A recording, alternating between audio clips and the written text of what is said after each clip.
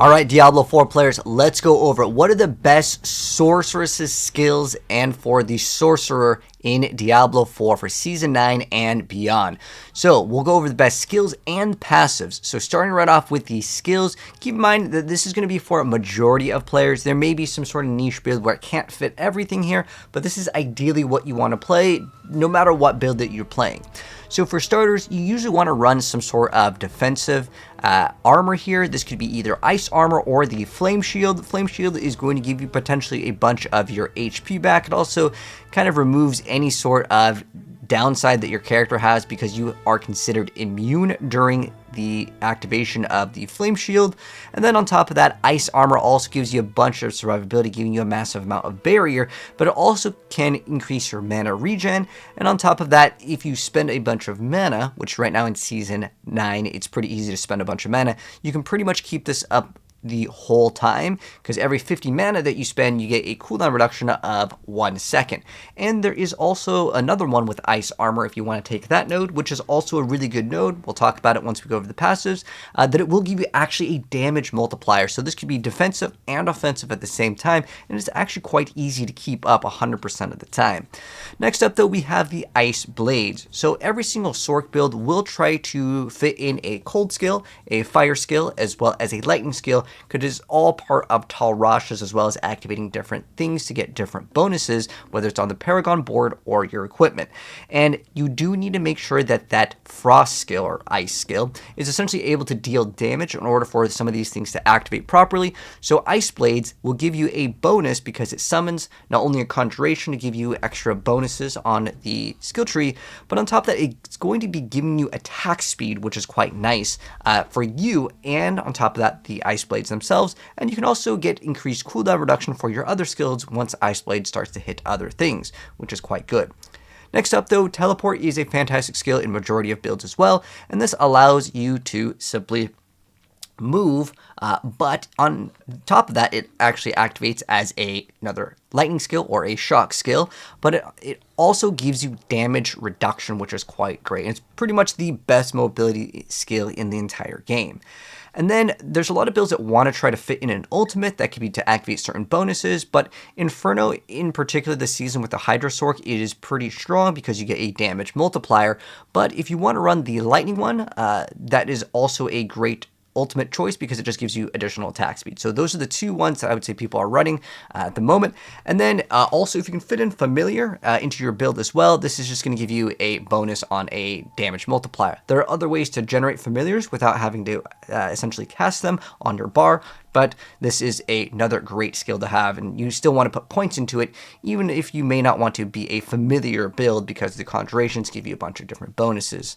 But if you were to remove one of these skills, a lot of times in the current game state, it is usually going to be Flame Shield, but you could also remove familiar in the build for a lot of different variants.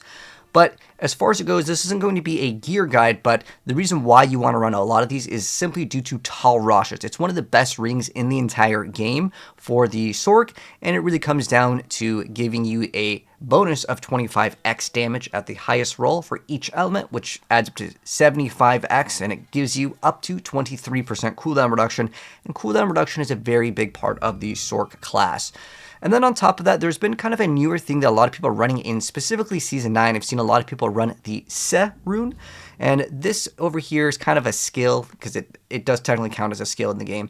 But it summons these Spirit Wolves, which will activate a chill, so it's going to be a crowd control. And then on top of that, it also does inflict vulnerability, which is a pretty big part of the Sorceress's kit. The reason why is because you don't have a really good source of vulnerability for all of the builds. That's why it's really popular. Plus, it activates as another summon, so there's other bonuses that can activate on it. But really good stuff indeed. So now that we went over the best skills, let's go over the skill tree, because this kind of ties into it. So for starters, obviously it depends what basic skill that you want to go and play, but this is to encompass all builds, so we're not going to cover like niche things like, oh, just put points into Fireball. But the things that everyone is running right now, Elemental Dominance is very, very common as long as you're running a core skill. And now a lot of the skills can count as core skills. The mastery skills eventually just got converted, and they're all core and mastery now. But core skills over here will just give you extra damage here. Again, make sure that you're using core skill.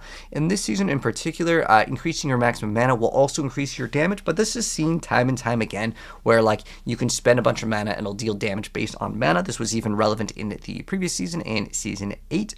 But there's a lot of different things that you can get as a bonus depending on the amount of mana that you currently have, or if you are spending a certain amount. So this one's good right now, and more likely in the future this will be pretty much the go-to.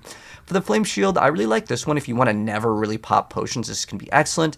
But this one does give you the ability to stun enemies. But for the most part, a lot of people may just put 1 point into Flame Shield.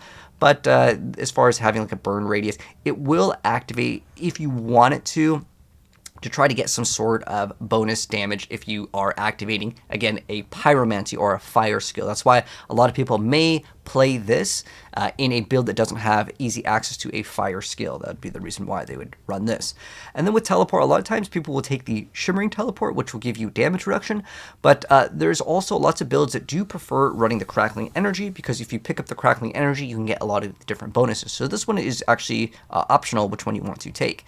And a lot of builds will also take a glass cannon over here, which will make you deal more damage, but you technically take more damage too. So this one is a double-edged sword, but for the most part, everyone maxes this one out because survivability is pretty good on the Sorc right now.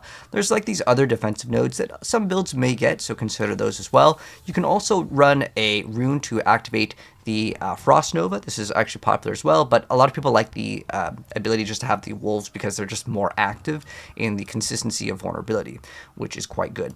And then for Frost Blades, like I said, the attack speed is quite good, but there's also a cooldown reduction that can apply to your other skills, which can be quite useful as well. And then if you want to, some players do play these other defensive ones here, but with the familiar, a lot of people like to have this one invoked over here. So as long as you have an active familiar, you get to deal 10x increased damage of its elemental type, so it's another like multiplier there. And then also Mana Shield. This is one of the most important ones because it's going to give you a big amount of damage reduction, which is pretty much up the whole time that you're playing the game. And then also Primordial Binding, which is going to give you summon damage. It also gives you movement speed and mana regen. Even if you aren't playing a build that is all based around summons, the massive amount of mana regen alone can be worth it, plus the amount of movement speed is pretty good. So a lot of people will stack up multiple points to it just simply because of that. Because remember, right now it's showing as like 4 ranks, but with 10 stacks, that's 80x damage, it's 80% movement speed, and that's 160x mana regen. Again, that's super hard to beat. It doesn't matter what class you're playing. Like this, all of these stats are massive because remember, it's for each summon that you have. And then over here, the only one that people really like to take is Inner Flames. It used to be your pyromancy skills. This has recently gotten updated, and Inner Flames just does more damage while you are healthy, which means that you're over, I believe, 80% HP. So that is one that people do like to take and max out. Now, there's also 1 point sometimes people will put into Crippling Flames, but if you have the Shroud of False Death, you don't really need it, but it just automatically gives you some form of Immobilize, which can be crowd control. There's also a lot of people that do like the Crackling Energy one, where it's called Invigorating Conduit. This is another great one that pretty much a lot of players will play if they need the mana regen. Again, going back to where I was talking about with the teleport, that is another thing where you could run this, and when you teleport, you generate the Crackling Energy, therefore gaining mana, and you put more points into it. If you really need mana regen, there's another great way to actually get it. And then as far as it goes over here towards the bottom, so Hoarfrost, Permafrost, as well as Icy Touch, these are all great. Even if you're not a cold build, as long as you have a frost skill on your bar, 24x damage. It's so easy. Hoarfrost over here. Again, you will then activate your chill via maybe Ice Blades or any other like frost skill. You just get a free damage multiplier. And keep in mind, even if you don't have anything to do chill on the enemies, even though ideally you'd want it, when the boss gets staggered, it is affected by all forms of crowd control, so that'll count as frozen, chilled, stunned, slowed, fear. It counts as all of them. So it still works even if you don't have a way to apply it. And then also Icy Touch over here, you're going to have your enemies vulnerable, so it's going to just be another damage multiplier. It doesn't have to be with ice. It's weird that like all this is related to like cold stuff over here. This is fire and this is lightning, but you still get all of it. It used to be different, but this one's actually pretty good also. Frigid Breeze, I could highly recommend this if you guys are running into mana problems. This is a great one, especially if you've ever played like an Ice Shard build. I love it. It's awesome. And then for the ultimate, I said Inferno was definitely good this season because if you're playing basically a fire build, you play this one. You get 50% increased damage. It's awesome. If you are playing any other build that's not fire, you probably want to lock in with the Unstable Currents, as this ultimate over here has this thing where it'll cast some of your other skills, which could affect how good it is depending on what build that you're playing. But a lot of people just like it simply because it gives you 25% attack speed, which is kind of cool. You also pulse Crackling Energy if you want to run something that can get a bonus off of it. But for the most part, it's 25% attack speed, and you can get like other things to activate. And if you have any like lucky hit chance for something to activate, you're just shooting out so many things that it can just proc. And then as far as fire goes, a lot of people, if you are playing a burn build, this one is really good this season. These two are really, really good, but this makes it so you will deal increased damage. And this one gives you another bonus after you stand still. These ones are okay. I've seen some people put 1 point into them, but usually with Shroud of False Death, you just already get the 1 point. It's a small amount, but if you do put multiple points into it, I mean, healing for 4% of your maximum life for each nearby burning enemy, and then the healing gets increased to 16% from bosses. So like Sorceress is really good in terms of the defensive stats, pretty much since like the launch of this game. It's actually quite nice. Every single season they seem to get stronger and stronger with, again, a lot of these used to be like pyromancies would get a multiplier, but in terms of, again, survivability and now damage is looking much better on this class. So yeah, you just get like all these bonuses that used to require certain things, so this has been updated. And then as far as the key passives, Esu's used to be really good in every build, but it has gotten kind of fixed. It used to kind of be bugged.